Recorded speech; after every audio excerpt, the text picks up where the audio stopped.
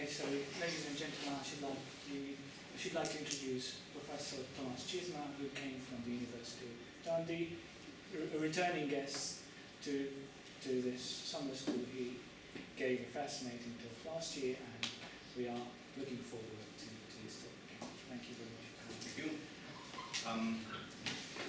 Can I ask just who's in the audience, just for my information? Can you raise your hand if you are a physicist, or if you consider yourself to be a physicist? You can raise your hand more than once, right? who feels to be a biologist? Right. Engineers? And who didn't raise the hand at all? Who are you guys? Chemists. Yeah, you forgot. Right. Chemistry. Chemist. Medicine. Chemistry, as well as dentistry, right? Okay. Well, I'll see. Okay, I'll be honest, right? In the program it says optical manipulation, which is not something that I'm doing for like 5+ years. So I don't feel like I should be the person who gives you the introduction about that. But I'll do some, and then I switch to what I do now, which I like to see as photonics in complex environment, particularly in tissues. And even though I don't do much work in real tissues, I develop methods that should be relevant for that. So yes, so I'm Tomas, and I did my PhD in Brno, which is just a little west from you guys. Well, you're not all Hungarian, right? You are from all around Europe, right? So I'm from Czech Republic, right, which is here, and particularly from the Institute of Scientific Instruments. And Brno is quite a nice place if you like bike racing. This is a place to go. We have a firework festival that will just start very soon. Quite a nice thing. Quite important names, particularly this guy, Johann Gregor Mendel, who did most of his first experiments in genetics with peas in Brno, in the Mendel's garden. You can still go there and see the original place. It's quite a nice location. People organize seminars there. So in 2007 I moved to Scotland, particularly to St Andrews, which is a little bit unusual place. These people actually met there, and it's very famous for golf. Right? In particular right now, we have another British Open. Right? So you can't get in St Andrews. It's impossible. It's a very small town. And all the parking places are taken, right, by golfers. So this is actually Tiger Woods a couple of years ago.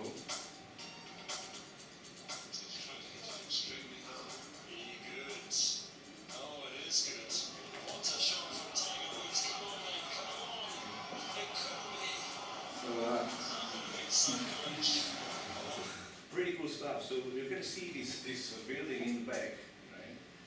Which on this picture is just about here. And this is the 18th hole, right? This is the first hole coming this way. This is the returning hole. This is physics, right? So really just 2 minutes from the golf course, right? And this is how it looked like when I came there, right? And this is how it looks like now, right? See the difference? There's a new building, which is a School of Medicine, right? And these two are even connected with a little bridge. So, you know, it's a nice environment. There's much in here. It's chemistry and as well IT. So everything sort of working together. And in 2010 I got a fellowship in this School of Medicine.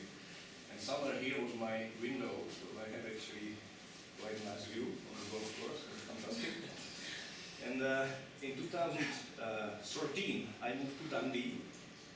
So St Andrews is actually here, and Dundee is just over the river here, so just 10 miles away. Right?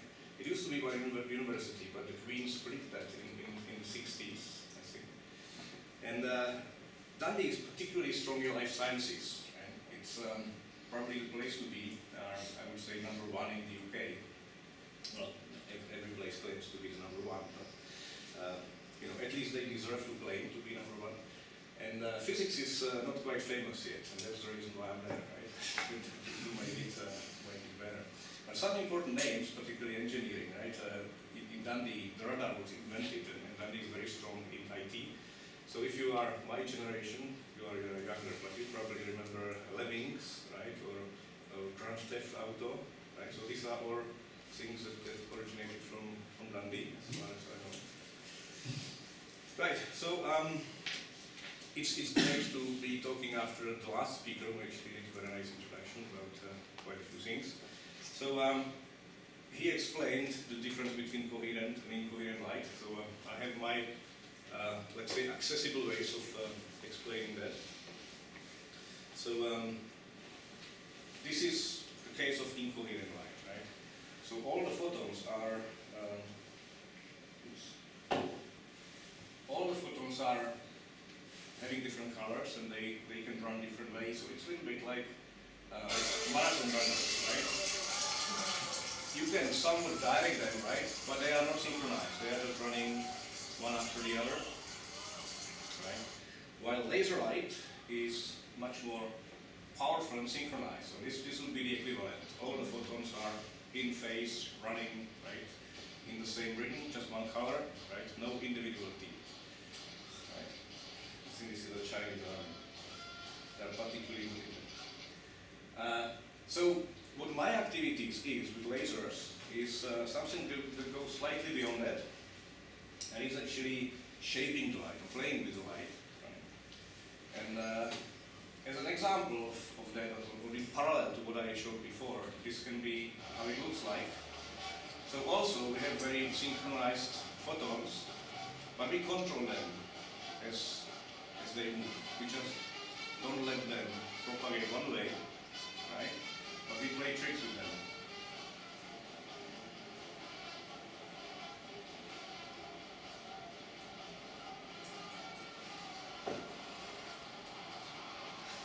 You got the idea, right? So this is an Ohio State marching band paying a tribute to Michael Jackson.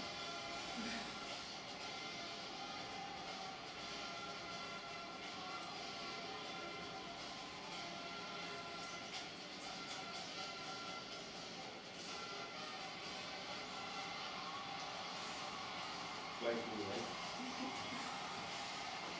Anyway. So, yes, with light we can do quite a few tricks. We can use its quantities, we can use its power and its energy, or we can use its momentum. So when we use its momentum, we can act forces. And this is the case of optical trapping that was already introduced. So this is what I've done when I joined St. Andrews. It was the only qualified plate at the time. Right? So you can see each of these particles is confined by laser tweezers. Right?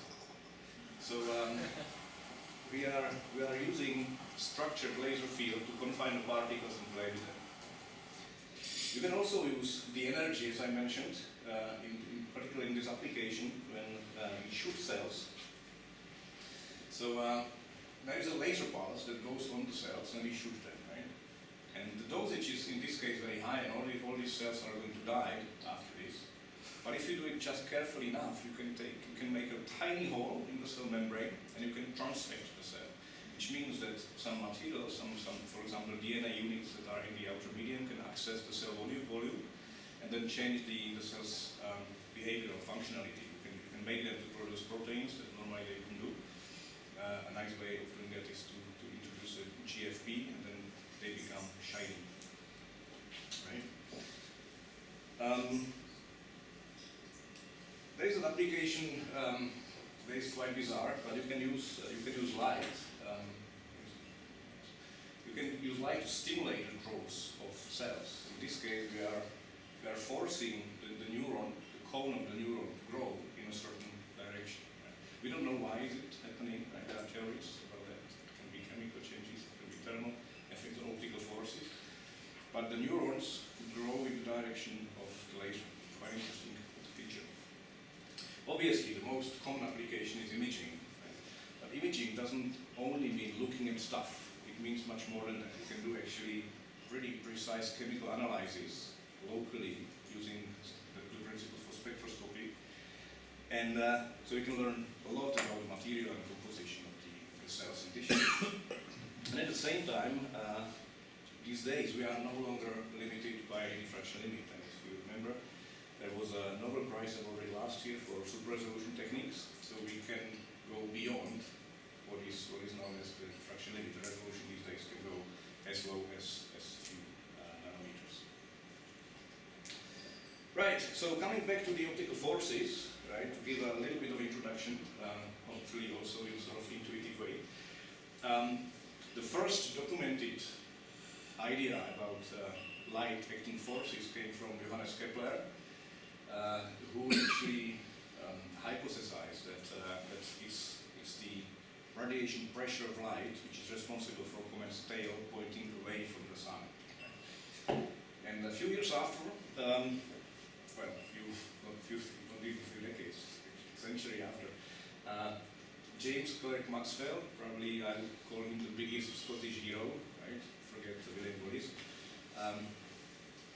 This guy formulated a theory of electromagnetism, right? It changed pretty much everything. So in his theory, the forces were apparent, right? He calculated the optical forces acting on tiny particles.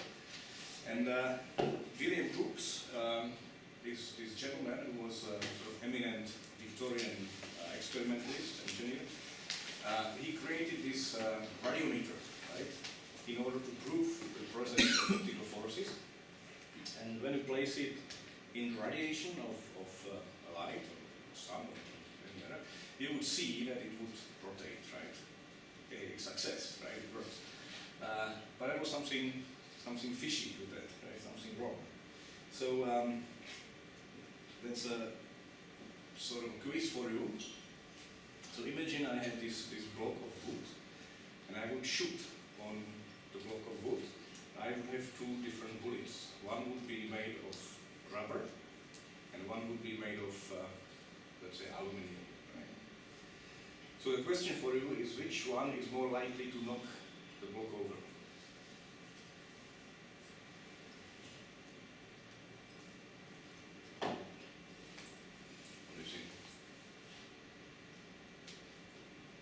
And then which one is more likely to damage the block? B. Huh? B. B is more likely to damage the block, you would say, or knock it over.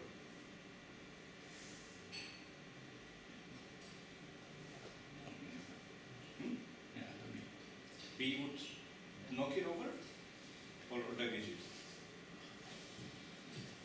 So, right. So, it's the rubber bullet that is more likely to knock it over, because it maximizes the transfer of momentum. Because the bullet bounces back, right? And it gives it twice as much of the momentum, right? While the aluminum bullet will stay inside, right? It will get only once the initial momentum of the bullet. But all the energy in the first case stays on the side of the bullet, right? And nothing is given to the block. But in the other case, all the energy is transferred to the block. So, with radiometer, we have very similar situation, right? One side is blackened, and one side is polished, which should give the imbalance. And the gold is the equivalent of the rubber bullet, right? You have maximized the transfer of momentum, while on the other side, this is the aluminum bullet because the photon is absorbed and stays in, right? But let's have a look again. What does it do? It spins the other way, right? It should be spinning the other way because the maximum momentum goes this way. So the funny thing about that is that we are complaining about peer review stuff and that it's not fair, and it was never fair, right? So Oswald Reynolds actually wrote a paper explaining exactly what's happening. So what's happening, why it's spinning the other way, is that the vacuum is not perfect. So the heat is actually transferred to the remaining molecules of air, and then they sort of knock because they are they are hot, they knock back this propeller and it spins the other way. So he described it properly. And the paper was submitted and it got for peer review. And James Clerk Maxwell got it as a reviewer, right? And the paper was never published until the death of James Clerk Maxwell. So, you know, it's always the same. So anyway, this was not the right demonstration. That was actually wrong experiment. The first proper experiment that had to wait until the beginning of the 20th century, and together two labs did it by Piotr Lebedev, and then these chaps together, Ernst Nichols and Gordon Howe. They really demonstrated in sufficiently high vacuum that this is indeed possible. But a true revolution actually in optical trapping and manipulation came with the invention of laser, right? So the true inventor of laser is undoubtedly Theodor Mayman. And this is him in a quite nice TV show. Literally the first laser. This is it. Right. This is it. And the beam emanates, red beam emanates from the end of this. But it's pretty simple in construction. Here are the parts. It's really 3 parts. Okay, here's the first part. That's this.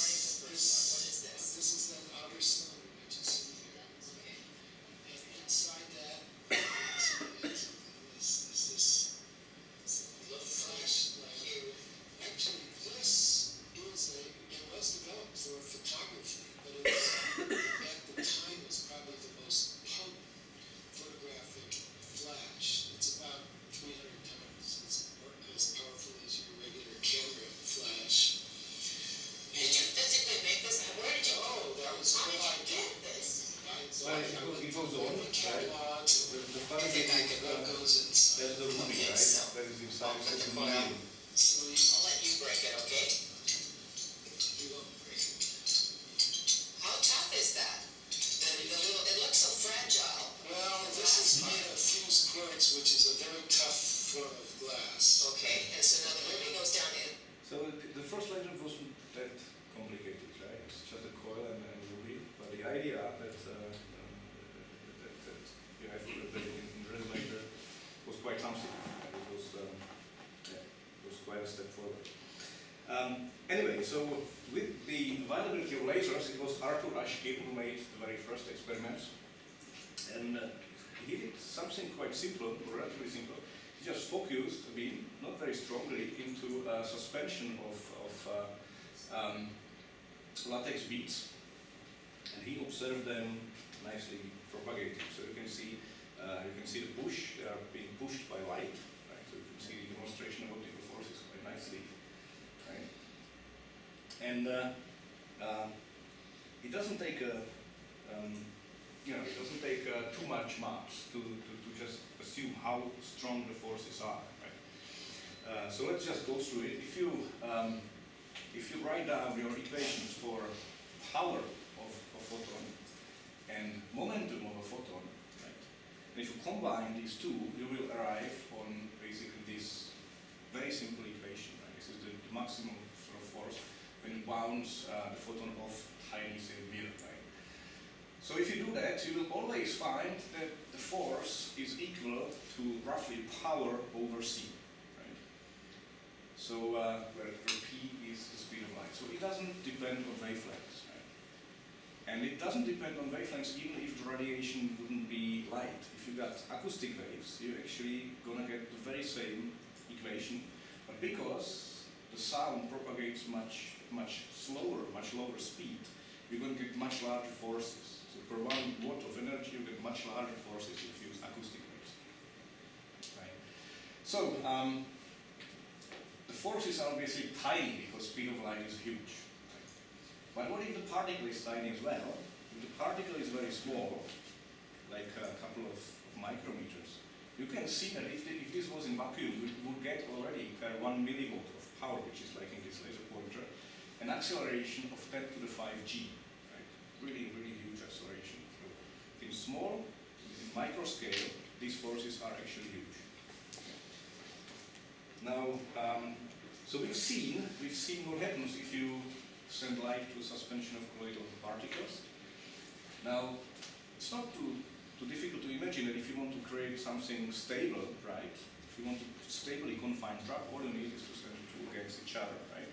And indeed, this happened. This is another experiment that Arthur Ashkin did. And nowadays, we actually use it in very elegant form using optical fibers. These are two single-mode optical fibers. And in between them, you have the optical trap. And just playing with the power ratio, you can nicely change the position of the beads, right? So something very simple. You have to displace the foci in order to create a sort of a stable potential well. But this dual beam trap is still very popular even these days. Now, one nice application already in medicine and life sciences is this so-called optical stretcher. What it does is, if you confine a bead and you increase the power, you efficiently stretch the particle. Right? I'm not sure whether I have it explained. No, I didn't.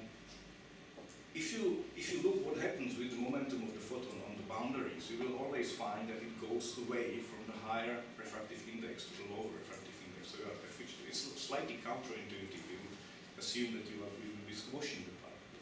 But the opposite happens, you are stretching it. And based on that measurement, you can measure the elasticity of the object. So if this is a cell, you can nicely see whether the cells are cancerous cells or even metastatic. So quite a useful tool. So there is one thing I didn't tell you, right? Which is quite interesting. So you would see that if I combine these two counterpropagating beams, this is the way how they are pushed, right? So if the particle goes randomly slightly away, if it fluctuates, and it turns out to be here, right, you would sort of assume that these scalators, these rays of light, would push the particles away from the trap, right? But what we saw was the opposite. They nicely stayed on the line. And this was something that wasn't explained for some time, and it actually is seen nicely in the calculation of forces on small, so-called ray particles, when we can assume that the particles just dipole. So the forces, again coming from Maxwell's equations, they are, I'm not going to drive anything, but if you just look at the force component, you will see that they are proportional to the field itself, but also to the gradient of the field. And the constant of, it's proportional to a constant that is called alpha, it's polarizability, and it has a real part and imaginary part. Now, the force that is associated with the real part is called gradient force, and the force that is associated with the imaginary part is called scattering. So the scattering force is actually the radiation pressure. This is the one that we've already sort of described, and you intuitively understand what it is. This is the one that pushes the tails of comets away. But the gradient force is a new contribution. And if you look what it does, so the scattering force is pretty, it's pretty obvious. It's like a force going in the direction of the ray. So if you've got focal beam, it's like a fish going through sort of narrow place. But the gradient force points always towards the place with a higher intensity, right? New contribution. And if you combine them on the axis, so this is the direction when the beam propagate, the scattering force is strongest when you got the highest intensity of this. But the gradient force does something funny. It goes through zero, right? And it has sort of a stable position on the axis because the particle seeks the position with the strongest light.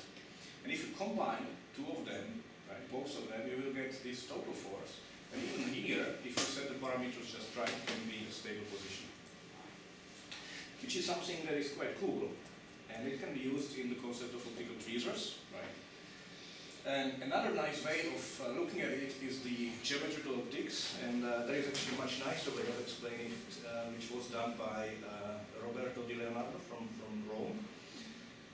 So he's got an applet on his web, right, Roberto Di Leonardo, and you can play basically with a particle and laser beam. So I can position a particle on top of a laser beam and let it go and see what happens. Right, so this would be sort of the demonstration of the radiation pressure, right? And we can even see that the particle goes nicely on the axis, because of the refraction of the rays, right? But how do the optical tweezers work? For that you need highly focused beams, and even if you only have like 2 rays, like this, you can place the particle anywhere in the in the light beam, right? Near the focus, and you can see that there is always a restoring force, no matter where you want to put the particle away, right? So this is how it's confined in the sort of geometrical regime, right?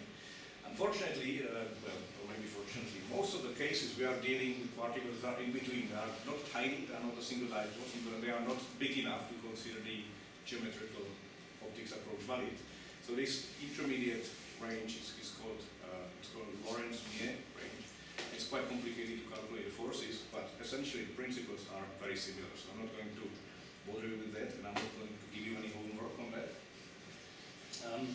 But the idea might be that basically you have a focused beam, and the particle stays in, and it's like a huge harmonic oscillator. Right? So every layer you put the particle, it goes nicely in there, and this is how we can grab quite a few particles. So in this case, I'm playing all of these foci using holographic modulator. So I can split the beam into many beams, and each of the beams has a certain position. Then I have one prop just for myself that I control with the mouse. So I can nicely reorganize all these things and confine together quite a few particles. It's a very nice. So this happens with different noise of Brownian motion. So the most practical applications of these are in molecular research, in the research of genetic molecules or macromolecules. You can do fantastic studies. You can see how molecular motors work. You can see kinesin working on the filament of actin. It's fantastic. You can see processes like transcription of DNA. You can see how precise it is. Since you can study how a DNA is packed into a virus and see what is the functionality of the molecular motors. It's fantastic. But I'm not going to spend too much time on it. And I'll skip to things that I've done right, in this field. So this is when I played with these technologies during my PhD. My topic was actually introduce sort of non-traditional fields into optical trapping. One of them was Bessel beam, right? Bessel beam is an equivalent of lightsaber, right? It's not a Gaussian beam that you focus, and then it really quickly diverges again, but it's a beam that you can maintain very narrow for quite a large distance. Right? It's also called non-diffracting, which is not really correct, because every beam diffracts, but there is a price for this. There is a price. Each of the beam, each of these very nice sort of lightsaber fields is surrounded by a series of concentric rings, and each of these rings carries about the same power as the core. Right? But you can maintain the beam on a very large distance. It's pretty much unlimited. You can create very unprecedented lengths of these beams, and you can use them for guiding of particles, obviously. Right? You can use them for some nice interference structure. This is what I've been doing. And how it looks like is shown here. So if you set 2 of these beams against each other, right, you generate a standing wave. So if it was a Gaussian beam, right, Gaussian beams would diverge really quickly, so you would only get this interference structure, the standing wave, on a say limited range. But if you use Bessel beams, you can generate thousands or tens of thousands of traps if you want. And you can also move them. So if you look at this movie, so here I'm creating 2 Bessel beams against each other, and I can play with the phase of one of the beams in this delay line, and you can see that this particle wonderfully follows the motion of the standing wave. But there are some particles that don't behave that well, right? So why is that? It's related to an effect that we call size effect, which is displayed here. So if your particle is very small, so you can see how it grows, it's always confined in one of these traps, one of these intensity maximum. But as it grows, 2 traps are starting to fight about the particles. And basically placing its center between in the intensity minimum is the way how the particle gets more light. Right? And when it goes again, it's three traps are involved, and then four traps are involved, and so on and so on. And every time the particle is about to jump from the maximum to the minimum, the force is actually equal to zero. So the force goes always up and then down. Whenever it's about to decide that it's time to jump to another, the stiffness of the confinement goes to zero, and these particles don't feel the presence of interference structure at all. Right? Which gives you a nice idea of or a possibility to selectively confine them and even sort them. So if I take my sort of washboard potential, the periodical potential, and sort of tilt it, which I do just by sending one of the beams slightly stronger, right? I can do this. So here you can see particles falling down because these are insensitive. Right? They don't feel any presence of interference structures. While these small particles, I can sort of deliver in this conveyor belt up the hill. Right? And this way I can nicely separate it, and the sensitivity is very high. We managed to separate particles that differ in size just by 60 nanometers. Right. Now, as a continuation of this, we've been playing with the concept of tractor beam, right?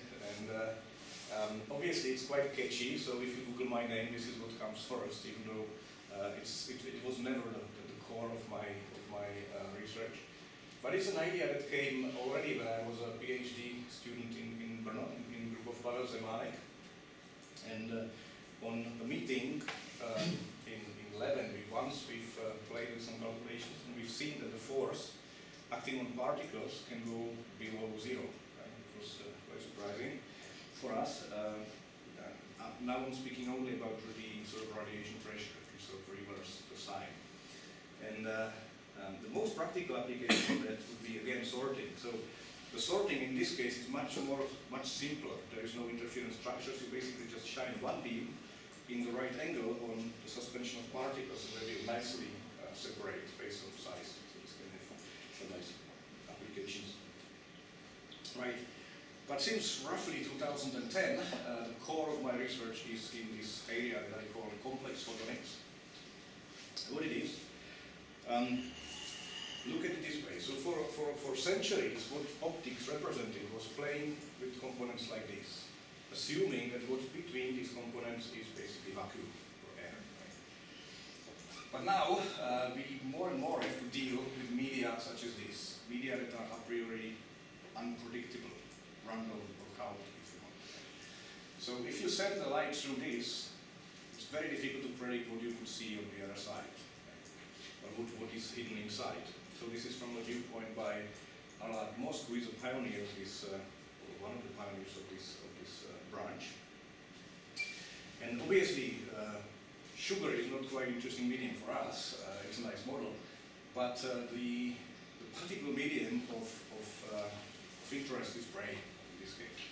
So when Barack Obama actually introduced this brain initiative, right? He said something rather funny. He said that as humans, we understand stars and galaxies that are a billion light years away, and we can break any matter into subatomic particles, but we don't know what's happening between our ears. Which is not quite fair to you doctors and biologists, right? Because it sounds like you've been sitting on your butts and doing nothing, while the physicists were really hard working. But the truth is that you don't see there.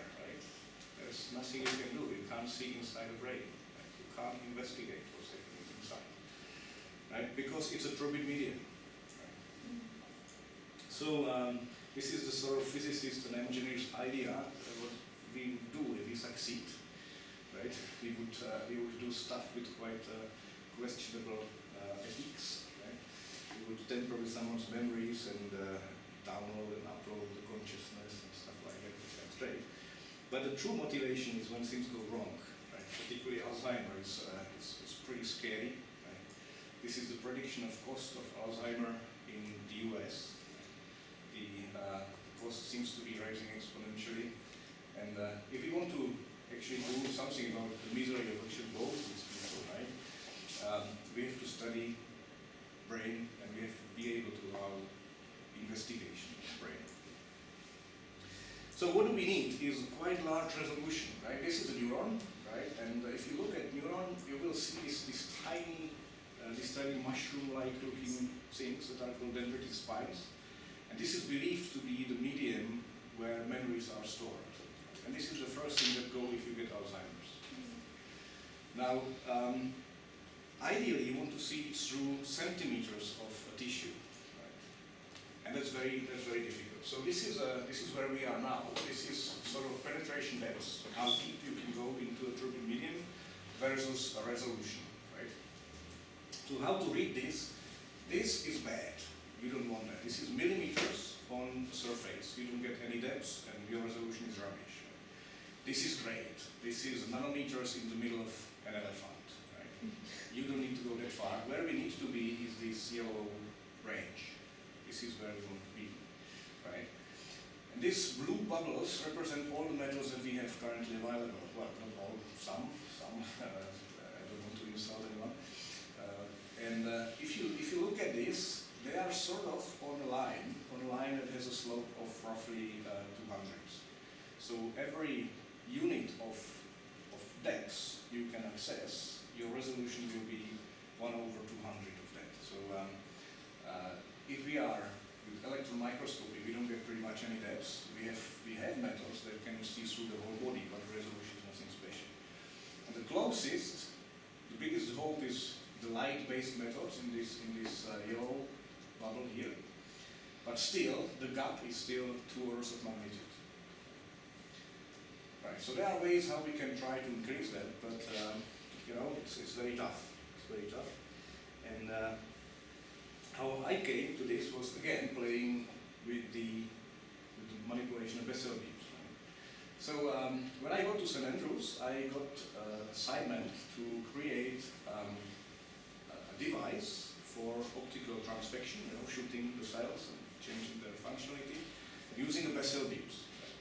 The idea is that if you have a Gaussian beam that is really tightly focused, it's very difficult to position the rays axially on the cell membrane. It's very difficult to know where the cell membrane is because you don't really see that. So using Bessel beam, it's lightsaber, right? So you just point and shoot because the intensity is everywhere. So I've done such a device controlled again by holographic modulator that I'll explain in a bit. And you can just point and click, and your Bessel beam, you can see the nice core surrounded by the rings, right? And axially, it has quite a large distance. It was working very nice, so I'm doing the experiment with cells, can you see here? So you just point and shoot. I have to say this video is actually fake, right? Because when I've done it, I filtered out all the light. And then for demonstration purposes, I have to make the light visible again. But it worked, right? So we got some nice transfection efficiency. The problem that I had was every time I created a Bessel beam, which typically is generated by a conical lens, known as axicon as well. It doesn't have a spherical surface, but conical, right? And it can never be done perfectly. Right? There is always a sort of oblate tip in here, and instead of something that looks like a very nice homogeneous, you would say, Bessel beam, you get something that oscillates on the axis, right? Because the sort of spherical wave from the tip propagates and interferes with your nice signal. So I was playing with the ideas of how to generate a very nice lightsaber that is uniform, so the intensity would just go up. Maybe dim the light a bit.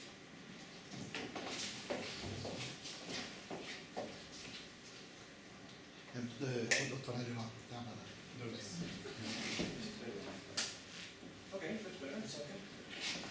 So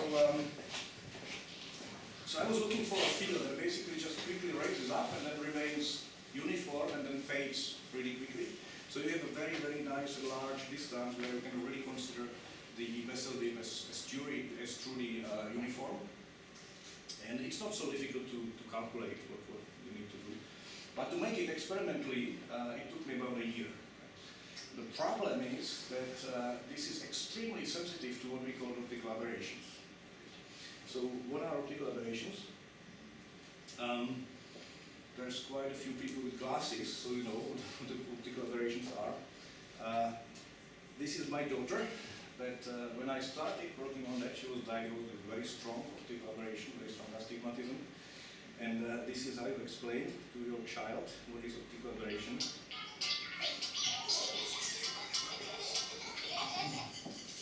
Daddy Pig wears glasses. He needs to wear glasses to see clearly. When Daddy Pig wears his glasses, everything looks fine. But when Daddy Pig takes his glasses off, he can't see things clearly. Everything looks a bit soft and fuzzy. So it is very important that Daddy Pig knows where his glasses are.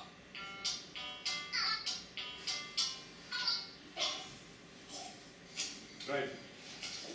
So that's actually true, right? This is how the functionality of your eye is to take a plane wave and convert it to a spherical wave, right? And the spherical wave then propagates on your retina, and on your retina it creates nice point, as small as possible, right? And if it doesn't work quite that way, you don't get a nice point, but you get a smudge, right? And because of that, the energy goes away from the focal point, and it reduces your ability to see. And the worse it is, the more reduced is your ability to see. So all of these can be considered as sort of systematic aberrations that are on the side of the instrument. But very commonly now in biology and medicine, we have aberrations on the side of the specimen, right? Which I demonstrate by this rather cheesy way of a lady behind the frosted glass. So we can probably recognize it's lady, but we don't know whether she's dark or blonde, right? So this kind of aberrations is on the side of the specimen, right? This is something we need to bridge. And the first attempts to deal with that came from astronomy. So if you look at stars, in the bright night, you would see this instead of stars. This is a star magnified by a big telescope. So they twinkle, right, which is wonderful and really romantic if you are dating, but if you are an astronomer, it's a real nightmare because it reduces your ability to observe stuff. So the first solution is get rid of the aberration, right? And the solution was found and implemented. Take your instrument, load it on the space shuttle, deliver it on the orbit, and then there is no atmosphere, so everything is nice, right? But it's pretty expensive, right? And so the astronomers saw whether it's possible to do something better, something more sophisticated from ground, right? And they actually employed the concept of adaptive optics. And what they do in their instruments is they introduce basically the same aberration into the optical system, but with opposite signs. So they efficiently remove it on the system of deformable mirrors. And they even create these artificial stars using this sodium lasers that interfere with a certain layer in the upper atmosphere and create an impression of star that they use then as sort of a beacon to correct all the optics and cancel the aberration. So when they do that, this is a quite old demonstration of this. This is your twinkling star. You don't really see pretty much anything where it's somewhere here. But if you turn on the adaptive optics, what you'll find is that this is not a single star, but in fact these are two stars next to each other. So it dramatically improves your resolution.